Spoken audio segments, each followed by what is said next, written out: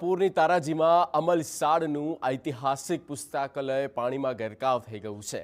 મગનલાલ રાયચંદ્ર પુસ્તકાલયમાં હજારો પુસ્તકોને ભારે નુકસાન થયું છે।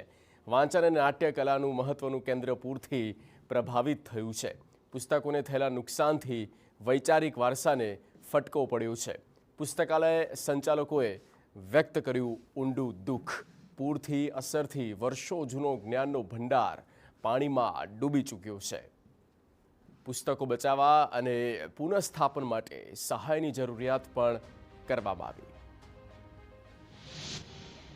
જિલ્લાની ગણદેવી વિસ્તારમાંથી વહેતી અંબિકા નદીએ તારાજી સર્જી છે। તારાજીના દ્રશ્યો જોઈને લોકો આજે પણ આશ્ચર્યચકિત થઈ ગયા છે। આ જે સમગ્ર વિસ્તાર છે એ અમલસાડ ગામનો વિસ્તાર છે। એ વિસ્તારમાં સમગ્ર વિસ્તાર જ્યાં જુઓ ત્યાં પાણી જ પાણી, 10 ફૂટથી લઈને 12 ફૂટ 20 ફૂટ સુધીના પાણી ભરાયા હતા।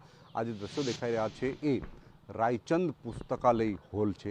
એના પુસ્તકો પણ નુકસાન પામ્યા છે। મોટા પાયે નુકસાન થવાના કારણે જે અભ્યાસની ધૂણી કહી શકાય એને મોટા પાયે નુકસાન થયું છે, જેને હવે સાફ સફાઈની કામગીરી ચાલી રહી છે। હવે જે કંઈક દ્રશ્યો નિર્માણ થયા છે, આ જે દ્રશ્યો છે એ નાટ્ય કલા સાથે સંકળાયેલા જે વિદ્યાર્થીઓ છે, જે કંઈક કલાકારો છે, એમના જે સામાન છે એ પણ પલળી ચૂક્યા છે। મોટા પ્રમાણમાં નુકસાન થયું છે, જેને લઈને હવે નાટ્યની જે કંઈક ધૂણી દખાવી રહ્યા છે, એમના કેટલાક લોકો સાથે વાત કરીશું, કેટલાક યુવાનો સાથે।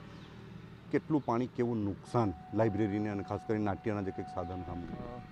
આમ એક આખો માળ અમારો ડૂબી ગયો હતો પુસ્તકાલયનો। પુસ્તકાલયો તો ઓલમોસ્ટ મોટે ભાગના અમારા ડૂબાણમાં ગયા છે। ખાસ અમારું પરબ ચેરિટેબલ ટ્રસ્ટ સંચાલિત જે નવરસ ગ્રુપ છે, એ નવરસ ગ્રુપનો મુખ્ય હેતુ આદિવાસી બાળકોને સ્ટેજ આપીને નાટ્ય અને નૃત્ય કલા દ્વારા રોજગારી પૂરી પાડવાનો છે।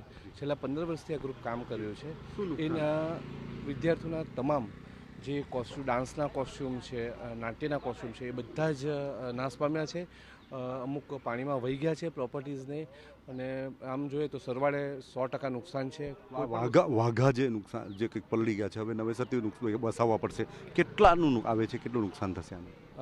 અંદાજે 2.5 થી 3 લાખ રૂપિયા જેટલું નુકસાન અમારા ગ્રુપને ગયું છે। એ માત્ર વાઘાનું, બાકીના પુસ્તકોનું નુકસાન ગયું છે।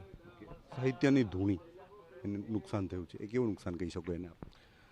સમાજના માટે આમ જોવા જાવ તો વિચારોનું નુકસાન એ બહુ મોટું નુકસાન છે। પુસ્તકો એ વિચારનું નુકસાન છે, અને બીજું સંવેદનાનું નુકસાન। નાટ્ય અને નૃત્યકલા એ સંવેદનાનું સર્જન કરે છે, અને એનું નુકસાન થયું છે। અને પુસ્તકોને વહેતા કર્યા છે, ભીના થયેલા હા, પુસ્તકોને વહેતા થયા છે। અમારી આંખે જોયા છે અમે પુસ્તકોને વહેતા, અને જાણે કોઈ સ્વજન વહી રહ્યું હોય પાણીમાં, એટલી દુઃખની લાગણી અનુભવીએ છીએ અમે। અને ખાસ તો આદિવાસી બાળકોના રોજગારી માટેનું એક કેન્દ્ર જે અમારું હતું, નૃત્ય કલાના વાઘા દ્વારા જે જુદી જુદી જગ્યાએ સ્ટેજ શો કરીએ, તો એ પણ આજે આ પરિસ્થિતિમાં જોઈને ખૂબ જ દુઃખની લાગણી અનુભવીએ છીએ। તો ખાસ કરીને આપણે જે બતાવવાનો પ્રયાસ કરીશું કે જે પ્રકારે જે કંઈક નાટ્ય કલા સાથે સંકળાયેલા જે કંઈક વાજિંત્રો હતા એ પણ હવે નાશ પામ્યા છે, અને હવે ફરીથી નવા વસાવવા પડે તેવી શક્યતાઓને પગલે જે કંઈક યુવાનો છે એ અલગ અલગ પ્રકારના વાઘા, દાંડિયાથી માંડીને અલગ અલગ વસ્તુ ભીની થઈ ચૂકી છે।